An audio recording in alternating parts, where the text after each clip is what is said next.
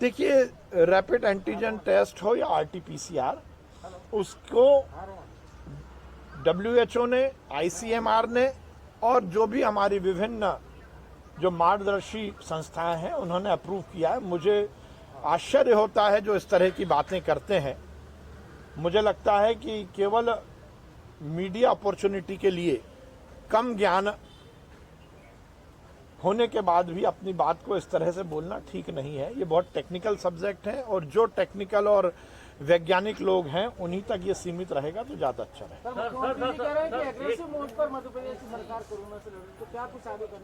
लगातार हम aggressive mode पर कर रहे हैं। कोरोना की लड़ाई को हमने मिशन मोड पर आंदोलन के रूप में लिया है और इसमें जनता को भी मैं धन्यवाद देता हूं। देश का पहला राज्य है मध्य प्रदेश जिसने जनता को जोड़ा है, जिसकी कल प्रधानमंत्री जी ने तारीफ की। चाहे टेस्टिंग का मामला हो, चाहे बिस्तर बढ़ाने का मामला हो, चाहे गांव में किल कोरोना अभियान की बात हो, चाहे शहरों में अभियान की बात हो, चाहे कर्फ्यू में जनता को साथ में लेकर काम करने की बात हो, चाहे मिल्कौर के मामले में आगे बढ़कर उसके इलाज की बात हो, हमने हर तरह से जनता की सेवा में कहीं कोई कसर नहीं छोड़ी है। सर एक सवाल है, आपके विधायक उनको जो 6 देखिए, पहले भी मैं कल भी इस बात का जवाब दे चुका हूं। किसी भी तरह की यदि कोई शिकायत होगी तो उस पर कार्रवाई भी होगी और यदि कोई दोषी है तो उनको निश्चित रूप से कार्रवाई करके छोड़ा नहीं जाएगा। तीसरी लहर को लेकर बच्चों के ट्रीटमेंट को लेकर क्या गाइडलाइन? ये हमने तीसरी लहर की भी तैयारी शुरू कर दी है। विगत हफ्ते ही हमने सभी मेडिकल कॉलेज में आईसीयू बिस्तर बढ़ाने की और पीआईसीयू पीडियाट्रिक डिपार्टमेंट के भी आईसीयू बढ़ाने की निर्देश दिए थे और आज भी हम इसी बात को लेकर लंबी बैठक कर रहे हैं, क्योंकि यदि तीसरी लहर आती है और बच्चों में ये संक्रमण फैलता है तो हमें 2-3 बातों पर विशेष ध्यान देना होगा। जो हमारा टेस्टिंग का अमला है उसकी हमें फिर से ट्रेनिंग करनी होगी, हमें बच्चों के इक्विपमेंट की व्यवस्थाएं करनी होंगी, हमें अस्पतालों में पीडियाट्रिक विभाग को और स्ट्रेंथन करना होगा, उसके आईसीयू बढ़ाने की बात करनी होगी।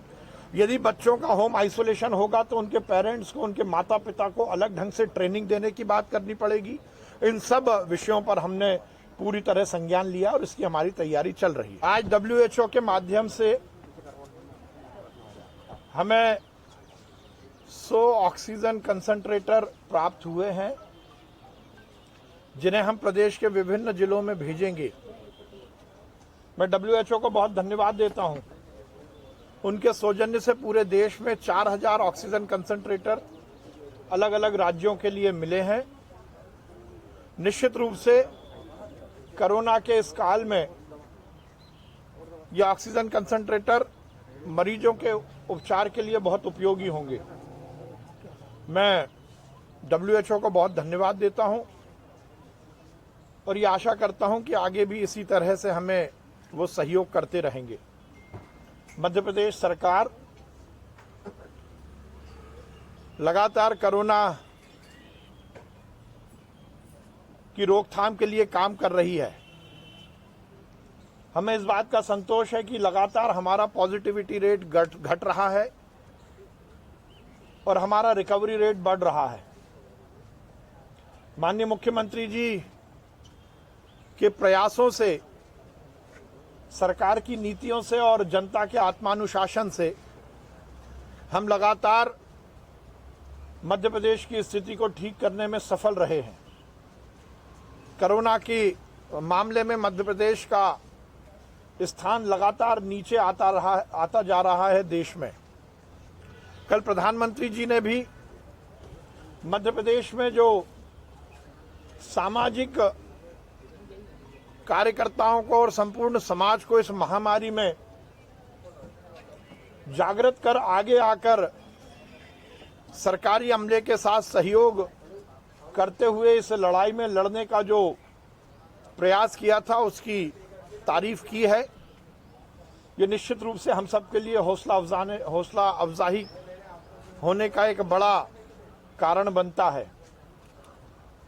हमारी सरकार लगातार कोरोना को समाप्त करने में लगी है। हमारी सरकार लगातार कोरोना को समाप्त करने में लगी है। नित नए हम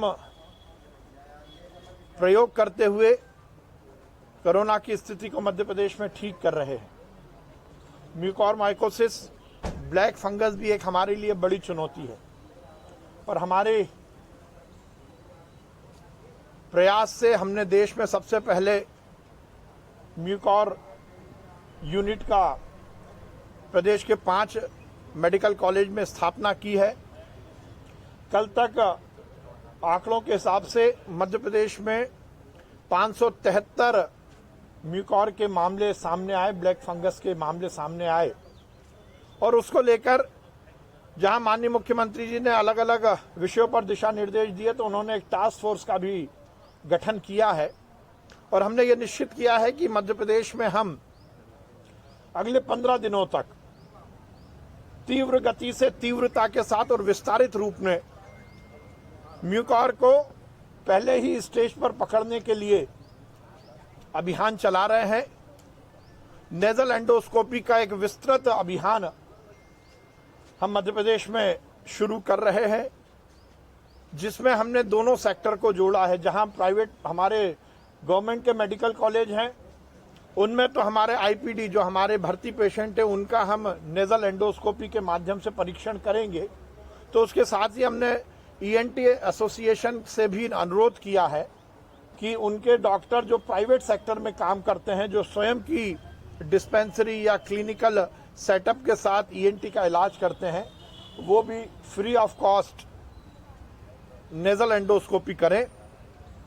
आज हम विभिन्न मेडिकल कॉलेज के डीन के साथ बैठक कर रहे हैं और उसके साथ ही आज रात तक हम मध्य प्रदेश के विभिन्न ईएनटी सर्जन्स के साथ भी बातचीत करेंगे और उसमें से हमें बहुत सारे शहरों के, बहुत जिलों के ईएनटी सर्जन ने इस बात की सहमति दी है कि वो सरकार का सहयोग करते हुए अभियान चला रहे हैं।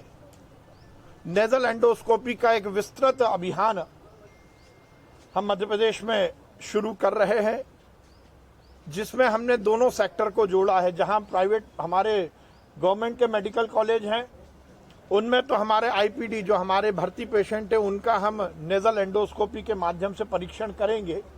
तो उसके साथ ही हमने ईएनटी एसोसिएशन से भी अनुरोध किया है कि उनके डॉक्टर जो प्राइवेट सेक्टर में काम करते हैं, जो स्वयं की डिस्पेंसरी या क्लिनिकल सेटअप के साथ ईएनटी का इलाज करते हैं, वो भी free of cost nasal endoscopy करें। आज हम विभिन्न मेडिकल कॉलेज के डीन के साथ बैठक कर रहे हैं और उसके साथ ही आज रात तक हम मध्य प्रदेश के विभिन्न ईएनटी सर्जन्स के साथ भी बातचीत करेंगे और उसमें से हमें बहुत सारे शहरों के, बहुत जिलों के ईएनटी सर्जन ने इस बात की सहमति दी है कि वो सरकार का सहयोग करते हुए निःशुल्क नेजल एंडोस्कोपी मध्य प्रदेश में करेंगे।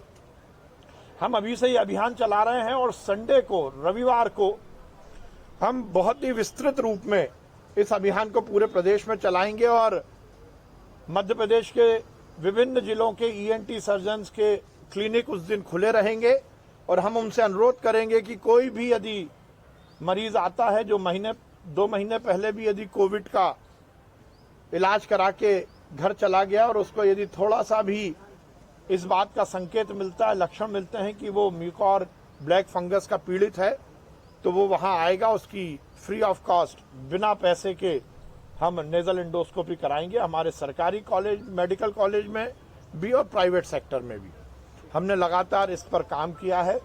इसकी दवाई की भी समुचित व्यवस्था करने के हम प्रयास कर रहे हैं। हम जनता से यही अपील करते हैं कि ये संक्रमण की बीमारी को रोकने के लिए हम सुनिश्चित करें कि कोरोना जो संक्रमण की बीमारी है उसको रोकने के लिए हम पूरी तरह कोरोना प्रोटोकॉल का ध्यान रखें।